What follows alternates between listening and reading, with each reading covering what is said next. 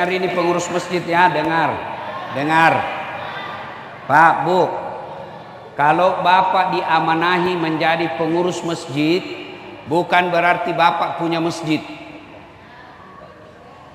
Kecuali Bapak bangun sendiri seperti masjidku, mau-mauku. Karena saya yang bangun, tidak ada orang sumbang. Saya tolak. Bahkan di masjidku tidak ada celengan. Saya bilang saya masih mampu. Maka saya atur. Saya mau ini penceramahnya, ini judulnya. Tapi kalau milik umat, jangan lalu kau simpang itu saldo. Kenapa saya tidak mau terima celengan di masjid? Yang saya terima kalau mau sumbang makanan, kalau mau sumbang minuman. Tapi kalau uang saya tolak. Kenapa? Banyak setannya itu uang. Kalau kau lihat di situ 100 juta, kau kira uangmu. Ada masjid, dia yang umumkan, dia yang terima, dia yang catat, dia yang salurkan, setan masuk. Ya, dan dengar kalau ini dibiarkan, saldo tinggal, meskipun Bapak tidak masuk neraka, tapi ditanya-tanya nanti di akhirat. Sama juga Bapak tidak ditahan, tapi kalau nak panggil mako KPK, nak panggil mako polisi jadi saksi, kencing-kencing mako. Ya, jadi jangan simpan uangnya orang. Kalau Bapak simpan menjadi saldo 90 juta, tidak jalan amalnya orang. Kalau dia jadi keran, selama keran itu dipakai, amalnya orang jalan. Kalau dia jadi maik, selama maik itu dipakai, amalnya orang jalan. Kalau dia menjadi pembersih toilet, selama toilet itu dipakai, jadi amal. Dia jadi sapu, jadi amal. Jadi nasi, jadi amal. Sudah bisa mau dibangun Ustaz, tidak ada lagi. Ada namanya Jumat berkah. Bagaimana caranya? Bapak bikin bubur hari Jumat, kasih makan orang datang berjamaah. Boleh. Ada anak remaja masjid yatim piatu, mau kuliah tidak ada uangnya, boleh kau pakai uang masjid, kasih kuliah anak yatim piatu. Yang penting umumkan. Jangan simpan saldo kas 100 juta. Begitu kita mau berak, tidak ada airnya. Masih baik kalau kencing Pak, masih bisa didakte. Selesai. Tapi kalau ini yang kuning, masa keluar begini? Hati-hati Pak pengurus masjid. Saya kasih tahu ya. Dengar. Kenapa itu orang pergi haji melempar 3 jumroh? Bapak ada yang pernah haji? Ada. Berapa tempat melempar? Berapa Ibu? 1 tempat berapa batu? 7. Berapa hari? 3 hari. Kenapa tidak 21 kali 3? Ya kan? 63 batu. Kenapa tidak 1 hari saja? Allahu Akbar. Kenapa tidak? Kenapa mesti 3 hari? Kenapa mesti 3 setan itu dilempar? Menunjukkan setan itu tidak pernah berhenti goda kok. Begitu datang uang kau terima, nah goda mako. Simpangi. Jangan kau belanja. Simpangi. Nah curigai korang. Simpangi. Setan itu sudah itu saldo 100 juta. Tiba-tiba anakmu mau membayar. Pakai dulu. Ada ji nanti itu bulan depan gantinya. Kan naik jiwa arisanmu itu bulan depan. Setan. Rapat kok. Saudara-saudara sekalian, kita mau pakai ini uang. Ada kasihan jamaah masjid terlilit pinjol. Ada pinjamannya 5 juta berkembang terus. Bagaimana kalau dibayarkan? 8 yang rapat. 1 orang nak bujuk itu setan. Lawangi. lawangi, tidak boleh itu, tidak boleh itu setan. Makanya setiap saya ceramah selalu saya bilang, ya ayyuhalladzina amanu dukhulu fis-silmi kaffatan wa la tattabi'u khutuwatis syaitan innahu lakum adu mubin. Wahai orang-orang yang beriman, masuklah engkau ke dalam Islam secara sempurna dan janganlah engkau ikuti langkah-langkah setan, karena sesungguhnya setan itu musuh yang nyata bagi kalian. Termasuk ketika dengar ceramah ini, setan nagoda kok. Itu pengurus masjid. Nagoda kok apa? Tersinggung kok. Itu setan itu. Kalau bapak bilang, cocok itu yang bilang ustaz, itu malaikat yang bisikku. Tapi kalau bilang, so tahu itu ustaz, setan itu. Kapan bapak dikasih tahu yang benar bapak tersinggung, setan telah mencekol hatimu. Termasuk setan handphone. Shooting.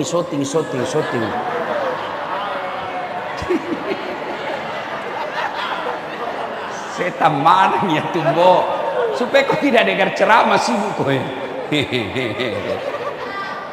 Nih, Pak, ini masjid tak cantik. Alhamdulillah. Saya berapa masjid saya tempati di Papua Jayapura ini, cantik-cantik masjidnya. Apalagi kalau komunitas orang Bugis, cantik pasti masjidnya. Biar dia tidak sembahyang sumbantongi di masjid. Itu orang Bugis begitu. Mau diumumkan namanya, Haji Baco, boleh tidak diumumkan? Boleh. Kenapa diumumkan Ustadz nama? Supaya orang jelas. Satu, panitia tidak bisa main-main. Kalau dibilang saja tanpa nama, tidak ditahu siapa. Akhirnya bisa hilangkan itu nanti tanpa nama. Tapi kalau ada nama, besok-besok mana namaku? Mana namaku? Ada di situ lah, baca 2 kali kak menyumbang 1 tahun. Mana? Kalau tanpa nama, bisa nak hapus. 10 tanpa nama, 2 nak kasih hilang. Ya, yang kedua, kenapa boleh diumumkan? Dasat Latif 200.000. Itu saja Dasat Latif, tidak jelas gajinya. 200.000 tahu tiap Jumat. Masa itu besarnya toko semennya, 4 rukonya tidak pernah menyumbang. Itu gunanya supaya motivasi. Jam aku lagi bilang, mau sekali dibilang, disebut namanya, urusannya orang menyumbang, kau yang sibuk. Ya. Jadi Bapak Ibu yang diamanahi pengurus masjid, berpikir bagaimana ini bisa diganti ini. Ya. Yang berikutnya, kalau jadi pengurus masjid, jangan cuma namamu pengurus. Tabe. Kira-kira berapa pengurus masjid di sini yang terdaftar namanya? Berapa Pak? 30. Saya yakin tidak cukup 10 yang datang hari ini. Iya toh? Itu kalau kau cuma pengurus masjid, nanti yang masuk surga namamu di kertas. Bayangkan kalau 30 pengurus masjid, biasanya ada 100 orang pengurus masjid, rusak keran masjid, satu keran masjid rusak, tidak ada yang ganti, padahal 30 kok di situ. Jangan kau marah nak, jangan kau marah. Kalau marah kok nabisi kau setan. Bapak kalau marah tidak apa-apa, mau juga pulang besok. Ya, berikutnya lagi. Ini supaya baik ini masjid tak. Kalau ada penceramah Pak, Jumat terutama, kasih judul. Kasih judul. Saya di masjidku 1 tahun sudah ada judulnya. Bulan Muharram ini judulnya. Bulan Syawal ini judulnya, bulan Ramadan ini judulnya. Supaya apa? Supaya tidak tumpun tindih itu ceramah. Coba lihat kalau Ramadan. Malam pertama nak bahas keutamaan bulan suci Ramadan. Besok datang lagi tuh Ustaz, keutamaan bulan suci Ramadan. Datangi lagi 3 keutamaan bulan suci Ramadan. 3 malam itu terus. Maka tulis judulnya Pak. Baru kirim 1 minggu sebelum khutbah, kirimkan memang nih Pak. Kalau perlu kasih judul buku. Begitu saya Pak. Supaya apa? Ada peningkatan masjid. Jangan sampai cantik masjidnya, manajemennya tidak bagus.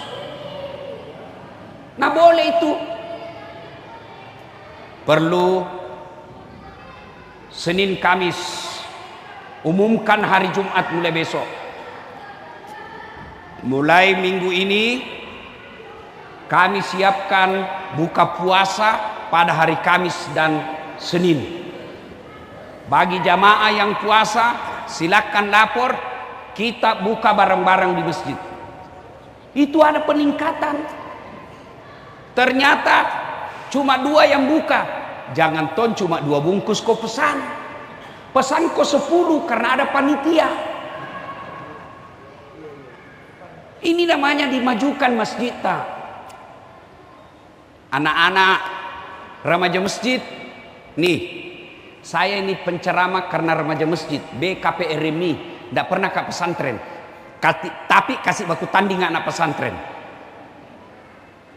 Banyak anak pesantren, bapaknya dia mau pesantren. Nah kirim. Akhirnya anaknya tidak belajar sekolah dengan baik. Saya karena mau belajar agama meskipun tidak di pesantren. Di mana saya belajar? Di masjid. Maka bapak-bapak kumpul itu anak-anak yang besar. Kasih baju seragam. Seragam remaja masjid. Nama ini masjid. Kalau ada kegiatan, jangan ini yang tua-tua yang muka sakaratil maut urus terus. Iya toh melok mat terus. Pensiun dong bos. Kasih lagi anak muda untuk generasi penerus. Kita orang tua tinggal menjadi pembina dan pengontrol. Itu anak-anak dia yang MC. Itu di masjidku Pak, anak SD SMP MC. Kalau SMA pandemi ceramah, dia dulu ceramah baru ustaz utama. Itu namanya kaderisasi. Kasih baju seragam. Masa ibu majelis taklim ada seragamnya? Nah dia ada suaminya. Masa ada remaja masjid yang belum ada istrinya ndak ada baju seragamnya? Anak muda saja mau, bapak-bapak saja mau cantik-cantik, masa remaja masjid ndak? Kasih baju seragam. Sudah itu kalau hari Jumat panggil mereka. Ayo dek, Jumat berkah. Makan sama-sama, tapi kasih bersih kau dulu masjid. Itu caranya, bukan bersihnya, tapi diajar anak-anak cinta ke masjid. Nggak datang dia. Ini tidak, datang anak-anak. Nggak kau kasih kesempatan, jamak itu anak-anak.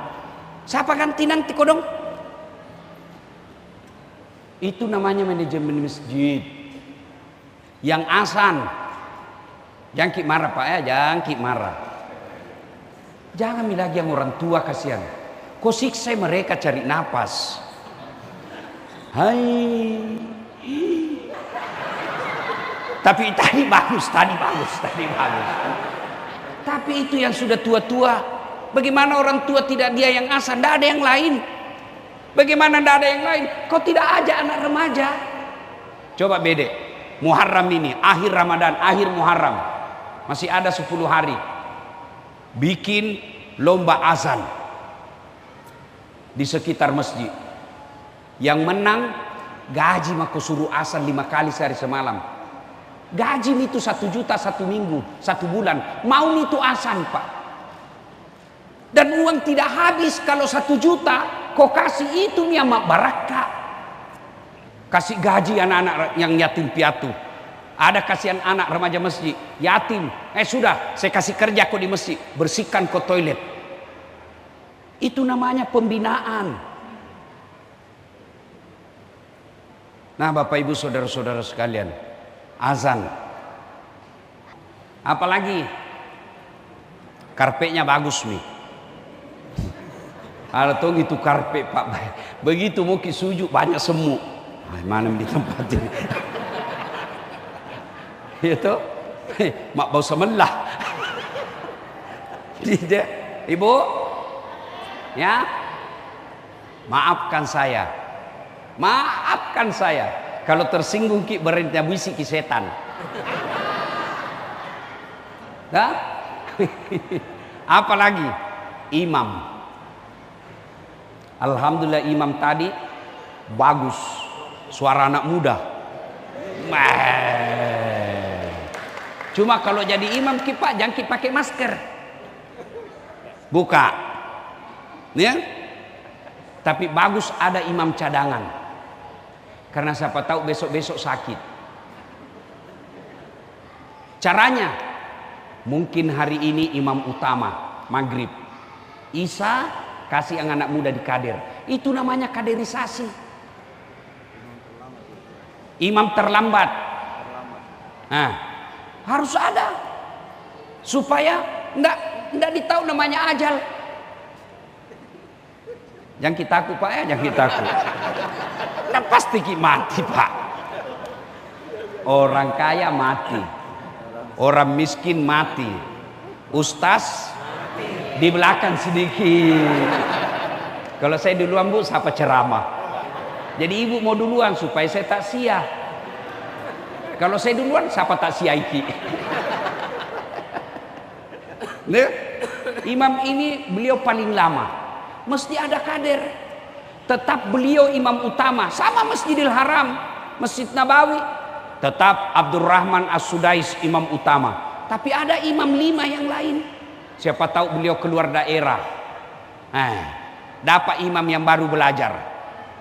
Anggan aku salah sambung. Waktu ini baku sambung walasri. Tuh atau al-kafirun. Nah turungi sipu Pak. Wala antum abiduna ma a'budu wala ana abidum ma abadtum wala antum abiduna ma a'bud wala ana abidum ma abadtum wala antum. Gitu. Ya siapa tahu kita doakan beliau umur panjang sehat walafiat. Siapa tahu tiba-tiba ada keluarga pengantin di Sulawesi, siapa yang ganti? Maka ada namanya imam cadangan. Itu anak muda yang baik suaranya, bagus hafalannya. Tapi kalau jadi imam tidak juga dianjurkan yang susah. Itu bagus Nabi dianjurkan baca surat juz 30. Kalau juz 30 kita hafal ikut ki. Begitu imam baca Qul huwallahu ahad, anak-anak Qul huwallahu ahad, Allahu samad. Kenapa? Nah hafal ki. Salah Pak Imam, ada yang bisa bantu. Iya toh? Coba kalau imam saja hafal nih. Allahu Akbar. Al-Fatihah bagus. Tiba-tiba nak baca surat panjang hanya dia yang hafal. Nah kena cicak telingana. Taselengi hilang hafalannya. Apa sambungannya ini? Nah lupa betul apa sambungannya ini. Tiba-tiba Nabi bilang imam, tolong bantu di belakang. Nabi yang di belakang, saya juga tidak tahu. Tiba-tiba ada anak muda berteriak, Nabi bilang kalau begitu ya sudah mi Allahu Akbar. Siapa salah? Siapa salah? Siapa salah? Imam. Itulah sebabnya kalau fikih salat jamaah tidak boleh sembarang milih imam. Satu, pasti bacanya. Maka kalau ada orang cadel, ada orang normal, tidak boleh yang cadel, yang normal dulu utama. Ada juga imam pernah saya dengar pandai tahu apa nak baca. Kan tua mi. Bolin, oh Al-Fatihah.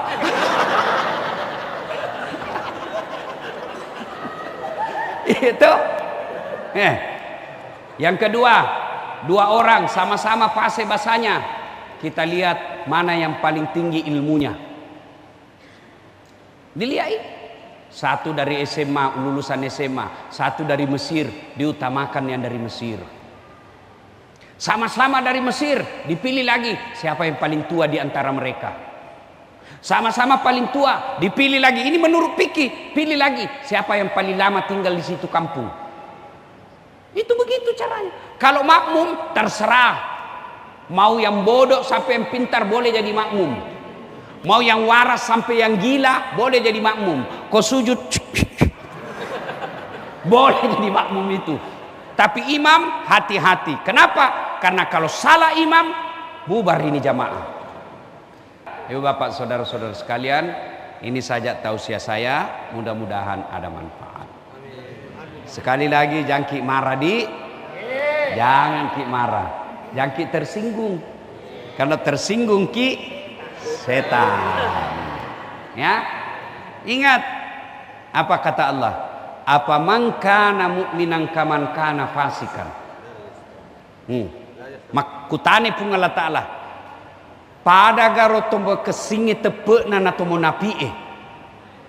Apakah sama orang yang baik imannya dengan orang fasik?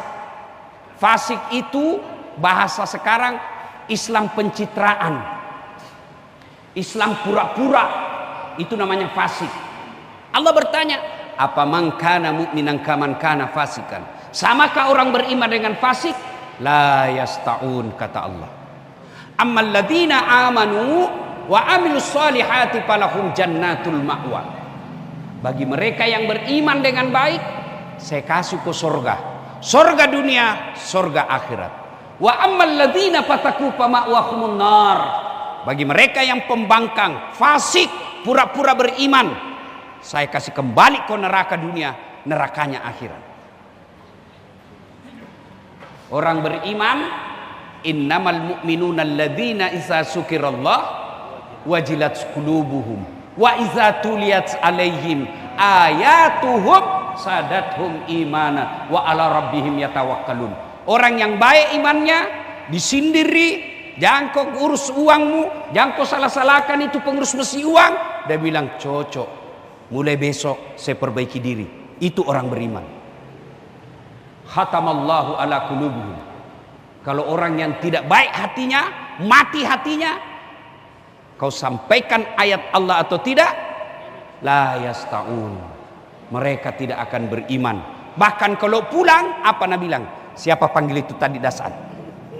Yang kau lagi panggil itu tidak enak, ampak nak bahas saya terus nak kena. Terima kasih saudara-saudara sekalian, bapak-bapakku yang saya muliakan. Mudah-mudahan ada manfaat.